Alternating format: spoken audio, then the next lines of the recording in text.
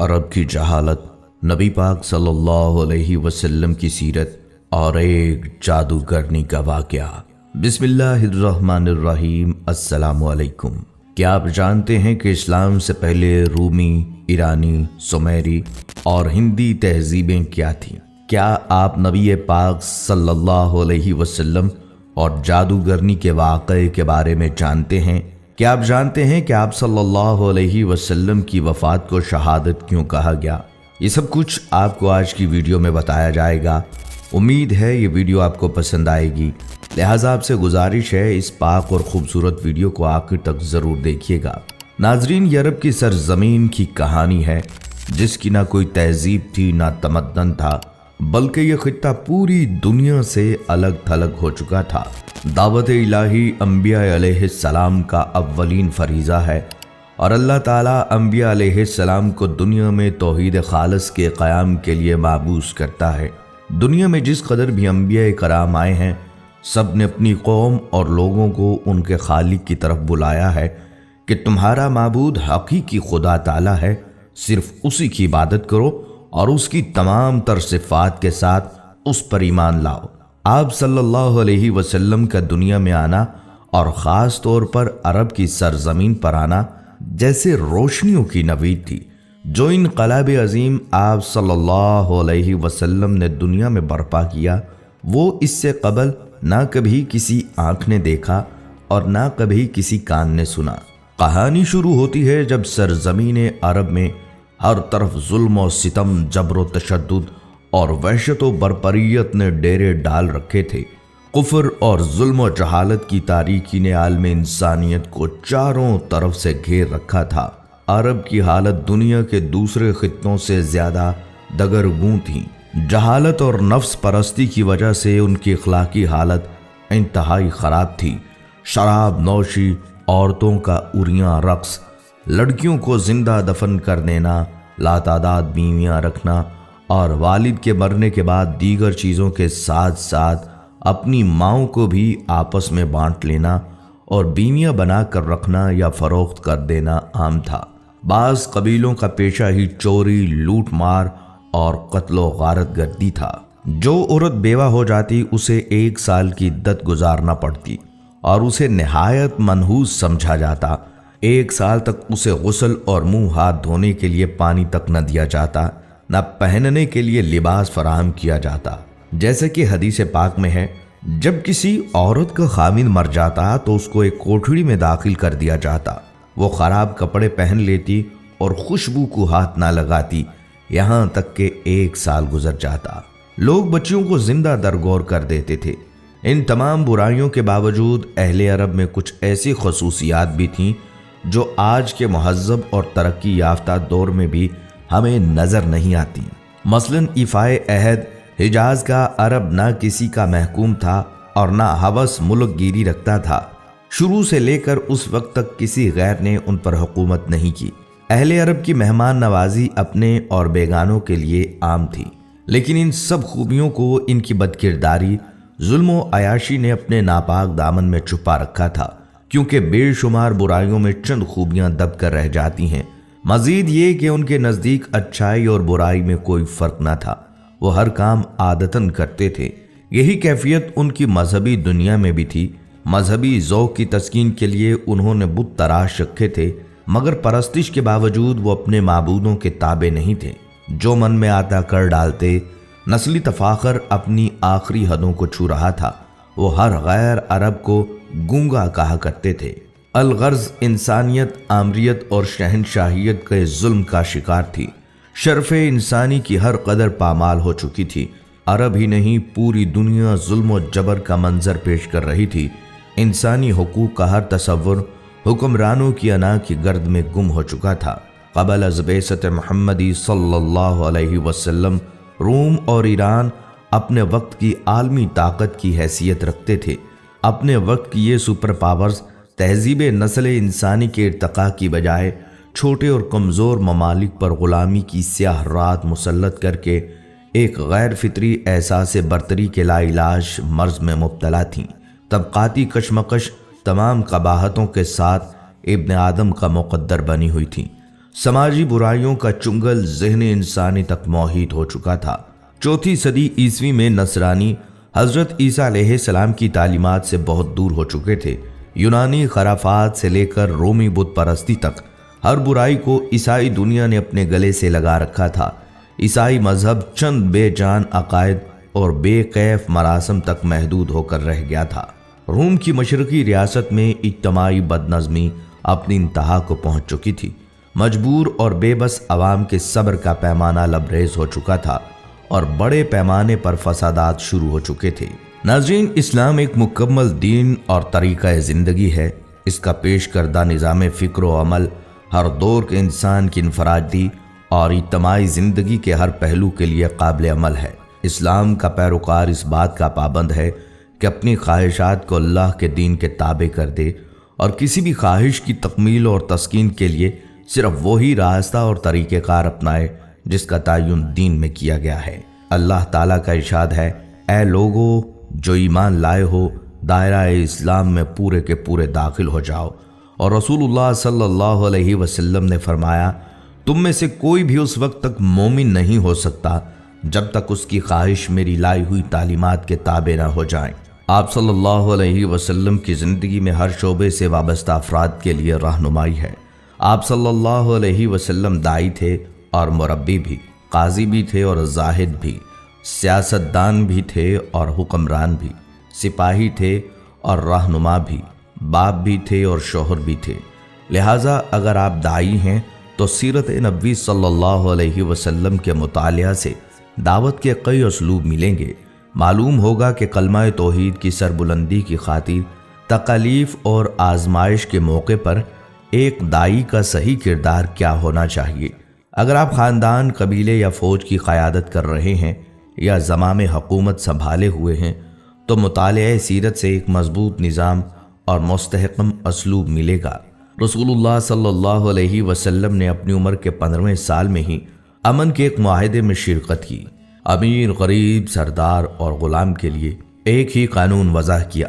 रफ़ाही खिदमात में पेश रहे एक मुकम्मल मुआशी निज़ाम पेश किया जिसके मुताबिक तिजारत करके मुसलमानों ने ज़माम तिजारत, जिस पे बहुत अरसे से यहूदी काबिज़ थे, अपने हाथ में ले ली। मुख्तसर ये कि रसूलुल्लाह सल्लल्लाहु अलैहि वसल्लम की कोशिशों के नतीजे में जज़ीरतुल अरब, जो गोया एक मैदान जंग था, अमन का गहवारा बन गया। जहां भाई भाई का दुश्मन था वहां पूरा मुआशरा बाहम शिरो शुक्र हो गया। मुआशरे में ये तब्दीलियां कैसे आई, ये जानने के लिए भी मुतालिया सीरत इंतहाई ज़रूरत है। आप सल्लल्लाहु अलैहि वसल्लम की उम्र मुबारक के 20वें साल का एक वाक़या है। अरबों की सारी खराबियों के बावजूद उनके अंदर अभी तक इखलाक हुस्ना की बाज़ बाक़ियात मौजूद थीं। जुल्म के खिलाफ कभी कभार उनकी रगे हमीयत जाग उठती थी और वो जालिम से मजलूम का हक दिलाने के लिए सीना सपर हो जाया करते थे। कबीला बनु जुबैद का एक शख्स कुछ माले तिजारत लेकर मक्का आया। उसकी बेटी भी उसके साथ थी। उस ताजर से उसका सामान मक्का के मशहूर और मालदार सरदार आस बिन वाइल ने खरीद लिया, लेकिन उसने सीना जोरी करते हुए उस जुबैदी ताजर की बेटी को भी अपने कब्जे में ले लिया। वो अजनबी शख्स खाना काबा में आया और खाना काबा का गुलाफ पकड़कर बुलंद आवाज़ से रोते पीटते हुए फरियाद करने लगा, ऐ शहर मक्का के शुरफा, तुम्हारे बाअसर आदमी आस बिन वाइल ने मुझसे ज़बरदस्ती मेरी बेटी छीन ली है। मैं मुसाफिर हूँ, मजलूम हूँ, तुम्हारी खिदमत में दरख्वास्त गुजार हूँ कि मेरी दाद रसी करो और मेरी बेटी मुझे वापस दिलाओ।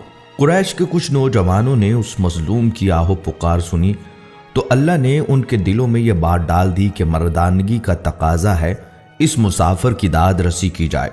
जब तारीख में हम इस वाक़े का मुतालिया करते हैं तो दिल में ये बात उठती है कि अल्लाह ताला ने अपने घर के अंदर एक मजलूम की दाद रसी को शर्फ कबूलियत बख्शते हुए उन लोगों के दिलों में खैर की जानिब आमादा कर दिए। गुमान गालिब ये है कि ये लोग दर्जन भर के लगभग होंगे। नबी सल्लल्लाहु अलैहि वसल्लम इनमें पेश थे। ये सब लोग उस जुबैदी को अपने साथ लेकर आस बिन वाइल के दरवाजे पर पहुंचे, उसे बाहर बुलाया और सब ने यक जुबान होकर कहा, इस मजलूम पर तुमने क्यों जुल्म ढाया है? उस जालिम ने कहा, मैंने कोई जुल्म नहीं किया, वो लड़की कनीज है। जब माल का सौदा किया था तो ये लड़की भी मैंने इस शख्स से खरीद ली थी। आस बिन वाइल का जवाब सुनकर वफद के लोगों ने زبیدی سے وضاحت مانگی تو اس نے کہا، خانہ کعبہ کی عظمت و تقدس کی قسم، میں نے اپنی لڑکی نہیں بیچی اور نہ ہی وہ کنیز ہے، وہ میری بیٹی ہے، اور اس شخص نے اپنی قوت کے بل بوتے پر زبردستی اسے اغوا کر کے اپنے گھر میں ڈال دیا ہے۔ اس پر وفد کے لوگوں نے سختی کے ساتھ عاص بن وائل سے بات کی تو اس بدبخت نے اپنے جرم کا اعتراف کر لیا اور زبیدی کی لڑکی اسے واپس دینا پڑی۔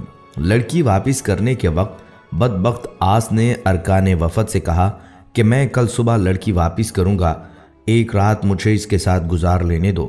وفد کے تمام غیرت مند ارکان نے اسے سختی کے ساتھ اس بد ارادی پر شرم دلائی اور کہا یہ ہرگز ممکن نہیں، چنانچہ اسے اپنے شیطانی ارادے پر عمل کا موقع نہ ملا۔ زبیدی کی بیٹی اسے واپس دلائی گئی۔ اب اس نے اپنی بیٹی کو ساتھ لیا اور اپنے علاقے کی طرف روانہ ہو گیا۔ ناظرین، اللہ سبحانہ تعالیٰ نے نبی صلی اللہ علیہ وسلم کو 40 سال کی عمر میں نبوت رسالت سے سرفراز فرمایا۔ نبوت سے نوازے جانے کے بعد آپ صلی اللہ علیہ وسلم 13 سال تک مکہ مکرمہ میں رہے۔ یہ زمانہ آپ صلی اللہ علیہ وسلم کی مکی زندگی کہلاتا ہے۔ آپ صلی اللہ علیہ وسلم نے مکی زندگی میں 3 سال تک خفیہ طور پر اپنے قریبی لوگوں کے سامنے اسلام پیش کیا۔ پھر آپ صلی اللہ علیہ وسلم نے 10 سال تک کھلم کھلا اشاعت اسلام کا کام کیا۔ اس کے بعد آپ صلی اللہ علیہ وسلم یثرب ہجرت کر گئے۔ اشاعت اسلام کی وجہ سے کفار مکہ آپ صلی اللہ علیہ وسلم کے جانی دشمن ہو گئے۔ جب تک نبی صلی اللہ علیہ وسلم نے اپنی نبوت اور رسالت کا اعلان نہیں کیا تھا، اس وقت تک آپ صلی اللہ علیہ وسلم مکہ میں ایک عقل مند اور دانشور، صادق اور امین اور اچھے انسان سے جانے جاتے تھے۔ جب آپ صلی اللہ علیہ وسلم نے اپنی نبوت کا اعلان کیا تو لوگوں نے آپ صلی اللہ علیہ وسلم کو جادوگر اور کاہن و ساحر جیسے معیوب لقب سے مشہور کرنے کی کوشش کی تاکہ لوگ آپ صلی اللہ علیہ وسلم کے قریب نہ آئیں اور نہ آپ صلی اللہ علیہ وسلم کی باتیں سنیں۔ طارق بن عبداللہ المحاربی رضی اللہ تعالیٰ عنہ فرماتے ہیں، میں نے اللہ کے رسول صلی اللہ علیہ وسلم کو بازار ذی المجاز میں دیکھا جبکہ میں خرید و فروخت میں مشغول تھا۔ آپ صلی اللہ علیہ وسلم سرخ جبہ زیب تن کیے ہوئے تھے اور بلند آواز سے یہ فرماتے جاتے تھے، اے لوگو لا الہ الا اللہ کہو فلاح پاؤ گے۔ ایک شخص آپ صلی اللہ علیہ وسلم کے پیچھے پیچھے پتھر مارتا جاتا تھا جس سے آپ صلی اللہ علیہ وسلم کی پنڈلی اور ایڑھی خون آلود ہو گئے۔ وہ شخص ساتھ ساتھ یہ بھی کہتا جاتا تھا، اے لوگو اس کی بات نہ سننا، یہ جھوٹا ہے۔ محاربی فرماتے ہیں کہ میں نے لوگوں سے پوچھا یہ شخص یعنی آپ صلی اللہ علیہ وسلم کون ہیں؟ لوگوں نے جواب دیا یہ لڑکا بنی عبد المطلب سے ہے۔ پھر میں نے پوچھا یہ شخص کون ہے جو اس کا پیچھا کر رہا ہے اور پتھر مار رہا ہے؟ لوگوں نے جواب دیا یہ آپ صلی اللہ علیہ وسلم کا چچا عبدالعزیٰ یعنی ابو لہب ہے۔ بازار ذی المجاز میں آپ صلی اللہ علیہ وسلم پر ابو جہل کا مٹی پھینکنا۔ بنو مالک بن کنانہ کے ایک شیخ کہتے ہیں کہ میں اللہ کے رسول صلی اللہ علیہ وسلم کو بازار ذی المجاز میں دیکھا کہ یہ فرماتے تھے، اے لوگو لا الہ الا اللہ کہو فلاح پاؤ گے۔ راوی فرماتے ہیں کہ ابو جہل آپ صلی اللہ علیہ وسلم پر مٹی پھینکتا تھا اور یہ کہتا تھا، اے لوگو خیال رکھنا یہ شخص تم کو تمہارے دین کے حوالے سے دھوکہ نہ دے دے، کیونکہ اس کا ارادہ ہے کہ تم لات و عزا کو چھوڑ دو، جبکہ رسول اللہ صلی اللہ علیہ وسلم اس کی طرف ذرہ برابر بھی التفات نہیں فرماتے تھے۔ ایک دفعہ نبی کریم صلی اللہ علیہ وسلم کعبہ شریف کے پاس نماز ادا کر رہے تھے۔ ابو جہل اور اس کے ساتھی وہاں بیٹھے تھے۔ ان میں سے بعض نے بعض سے کہا، تم میں سے کون ہے جو فلاں قبیلے کی اونٹنی کی اوجڑی لائے اور محمد صلی اللہ علیہ وسلم سجدے میں جائیں تو اسے ان کی پشت پر رکھ دے۔ عقبہ بن ابی معیط جو نہایت بدبخت، شقی القلب اور ملعون تھا، وہ وہاں سے اٹھا اور اوجڑی لے کر آیا۔ پھر وہ آپ صلی اللہ علیہ وسلم کے سجدے کا انتظار کرنے لگا۔ جب آپ صلی اللہ علیہ وسلم نے سجدہ کے لیے اپنے چہرہ مبارک کو زمین بوس کیا تو اس نالائق نے اس اوجڑی کو آپ صلی اللہ علیہ وسلم کی پیٹھ پر کندھوں کے درمیان رکھ دیا۔ آپ صلی اللہ علیہ وسلم اس کے بوجھ کی وجہ سے اٹھ نہیں پا رہے تھے، سجدے کی ہی حالت میں پریشان تھے۔ دوسری طرف ابو جہل اور اس کے بے غیرت ساتھی سب کے سب ہنسنے اور ٹھاٹھے مارنے میں مصروف تھے۔ حضرت عبداللہ بن مسعود رضی اللہ تعالیٰ عنہ یہ سب کچھ دیکھ رہے تھے، مگر اپنی کمزوری اور ظالموں کے خوف سے رسول خدا صلی اللہ علیہ وسلم کا دفاع کرنے سے عاجز تھے۔ پھر آپ صلی اللہ علیہ وسلم کی لخت جگر حضرت فاطمہ رضی اللہ تعالیٰ عنہ آئیں اور اوجڑی کو آپ صلی اللہ علیہ وسلم کی پشت مبارک سے ہٹایا۔ حضرت عروہ بن زبیر رحمۃ اللہ علیہ نے عبداللہ بن عمر بن عاص رضی اللہ تعالیٰ عنہ سے پوچھا، مجھے اس سخت تکلیف سے باخبر کیجئے جس سے مشرکین نے آپ صلی اللہ علیہ وسلم کو دوچار کیا۔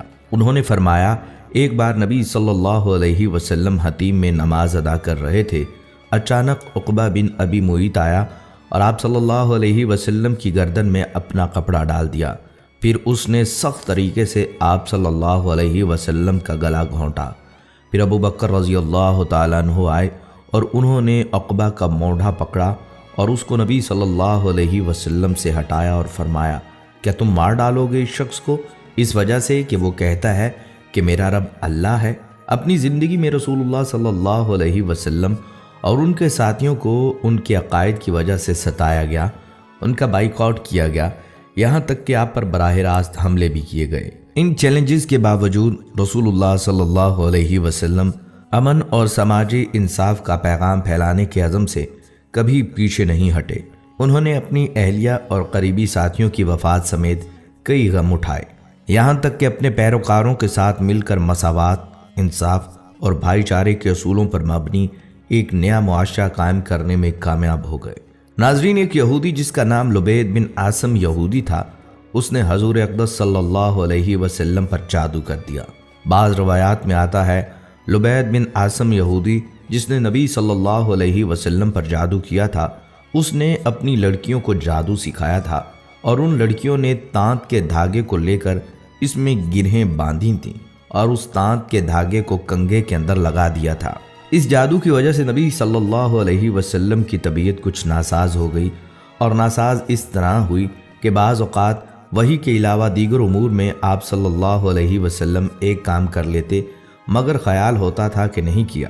ایک دن آپ صلی اللہ علیہ وسلم نے حضرت عائشہ صدیقہ رضی اللہ تعالیٰ عنہما سے فرمایا کہ مجھے جو تکلیف چل رہی ہے اس کے بارے میں اللہ تبارک و تعالیٰ نے مجھے خواب میں اس کا اصل سبب بتا دیا ہے۔ میں نے خواب دیکھا ہے کہ دو فرشتے آئے اور آ کر میرے پاس بیٹھ گئے اور انہوں نے آپس میں گفتگو شروع کی کہ ان صاحب کو کیا ہوا، ان کو کیا تکلیف ہے۔ دوسرے فرشتے نے جواب دیا کہ ان پر کسی نے جادو کر دیا ہے۔ پہلے فرشتے نے پوچھا کس نے جادو کیا ہے؟ دوسرے نے جواب دیا لبید بن عاصم کے نام سے ایک یہودی ہے، اس نے جادو کیا ہے۔ پھر پہلے نے سوال کیا کہ کس چیز میں جادو کیا ہے اور کہاں کیا ہے؟ دوسرے فرشتے نے جواب دیا کنگھے کے ذریعے جادو کیا ہے اور کنگھے کے اندر جو بال آ جاتے ہیں کنگھا کرتے وقت ان بالوں کو بھی استعمال کیا ہے۔ پوچھا کہ کہاں ہے؟ جواب دیا وہ ایک کنواں ہے، وہاں پر اس نے جادو کے کلمات پڑھ پڑھ کر وہاں دفن کیے ہیں۔ یہ ساری تفصیل نبی صلی اللہ علیہ وسلم کو فرشتوں کے ذریعے بتا دی گئی۔ حضرت عائشہ رضی اللہ تعالیٰ عنہا سے آپ صلی اللہ علیہ وسلم نے فرمایا کہ اللہ تعالیٰ نے میری اس تکلیف کے بارے میں مجھے ساری تفصیلات بتا دی ہیں۔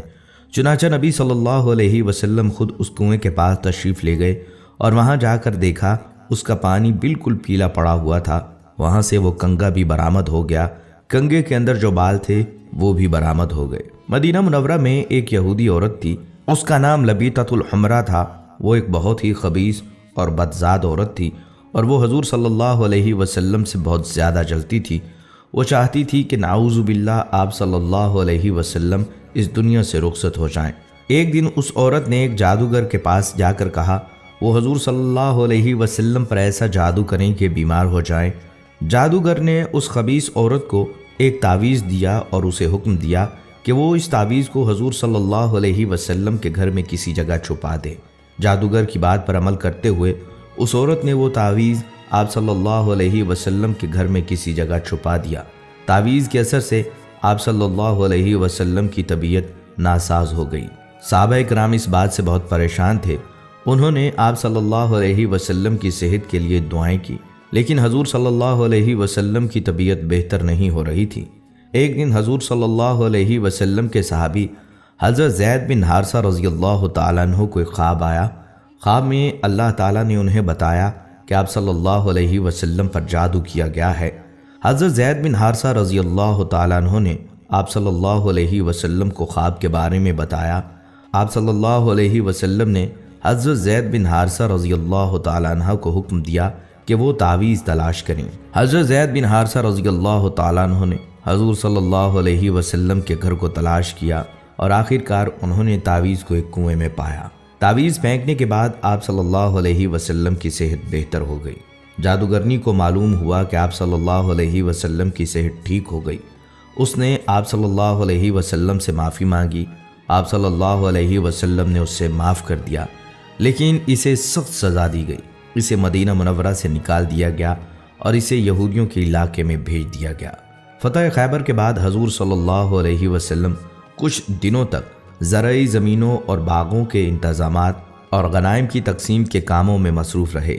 ظاہر ہے ان کاموں کے لیے قیام وہیں ضروری تھا۔ اسی دوران ایک عورت نے جس کا نام زینب بنت الحارث تھا، جو سلام بن مشکم کی بیوی تھی، آپ صلی اللہ علیہ وسلم کو زہر دے کر نقصان پہنچانے کی سازش کی۔ اس نے پروگرام بنایا کہ آپ صلی اللہ علیہ وسلم کو بکری کا بھنا ہوا گوشت پیش کیا جائے اور اس میں زہر ملا دیا جائے۔ پہلے اس نے صحابہ کرام سے معلوم کیا کہ آپ صلی اللہ علیہ وسلم کو بکری کا کون سا حصہ مرغوب ہے۔ لوگوں نے بتلایا کہ آپ صلی اللہ علیہ وسلم بکری کی ران شوق سے نوش فرماتے ہیں۔ اس منحوس عورت نے بکری ذبح کی اور اس کا گوشت زہر آلود کر دیا، خاص طور پر بکری کی ران پر زیادہ زہر لگا دیا، اور آپ صلی اللہ علیہ وسلم کے خیمے میں لے کر آئی۔ پیارے آقا صلی اللہ علیہ وسلم مغرب کی نماز ادا کر کے خیمے میں تشریف لائے۔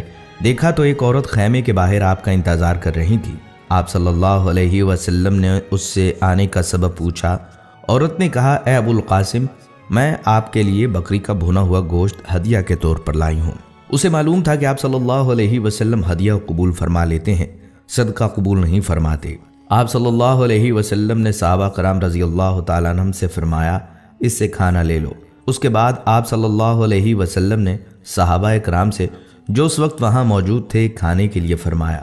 آپ صلی اللہ علیہ وسلم نے بکری کا بازو لے لیا اور اسے منہ میں رکھا۔ حضرت بشر بن برا بن معور نے بھی گوشت کا ایک ٹکڑا منہ میں رکھ لیا۔ ابھی آپ صلی اللہ علیہ وسلم نے بازو سے منہ لگایا ہی تھا کہ اس نے خبر دے دی کہ مجھے زہر آلود کیا گیا ہے۔ آپ صلی اللہ علیہ وسلم نے فوراً تھوک دیا، اگرچہ اس کا تھوڑا بہت اثر زبان پر رہ گیا۔ دوسری طرف حضرت بشر بن برا آپ صلی اللہ علیہ وسلم کے ادب اور لحاظ کے سبب کھانا نہ تھوک پائے، حالانکہ آپ صلی اللہ علیہ وسلم نے فرما دیا تھا کوئی شخص یہ کھانا نہ کھائے، اس میں زہر ملا ہوا ہے۔ زینب بنت الحارث کو طلب کیا گیا۔ آپ صلی اللہ علیہ وسلم نے اس سے دریافت فرمایا کہ کھانے میں تو نے زہر ملا دیا تھا؟ اس نے عرض کیا، جی میں نے ملایا تھا۔ آپ صلی اللہ علیہ وسلم کو کیسے پتہ چلا؟ فرمایا، مجھے اس ہڈی نے بتلا دیا کہ میں زہر آلود ہوں۔ آپ صلی اللہ علیہ وسلم نے فرمایا، تو نے ایسا کیوں کیا؟ اس نے کہا، میرے باپ، چچا اور شوہر قتل ہو گئے، میری قوم بھی تباہ ہو گئی۔ میں نے سوچا اگر آپ صلی اللہ علیہ وسلم نبی ہوئے تو یہ زہر آپ پر اثر نہیں کرے گا اور آپ صلی اللہ علیہ وسلم بچ جائیں گے، اور اگر بادشاہ ہوں گے تو ہمیں آپ سے نجات مل جائے گی۔ آپ صلی اللہ علیہ وسلم نے اسے کچھ نہیں کہا اور جانے دیا۔ صحابہ رضی اللہ تعالیٰ عنہم نے عرض بھی کیا کہ اس کو سزا ملنی چاہیے، مگر آپ صلی اللہ علیہ وسلم نے درگزر سے کام لیا۔ انبیاء کرام کی یہی شان ہوتی ہے، اور ہمارے حضور صلی اللہ علیہ وسلم تو وہ درگزر میں سب سے بڑھ کر تھے۔ جن صحابہ کرام نے گوشت منہ میں رکھ کر تھوک دیا تھا ان پر زہر کا اثر کم تھا۔ آپ صلی اللہ علیہ وسلم نے ان سے فرمایا کہ سر میں پشنے لگوائیں، یعنی فاسد خون نکلوا دیں۔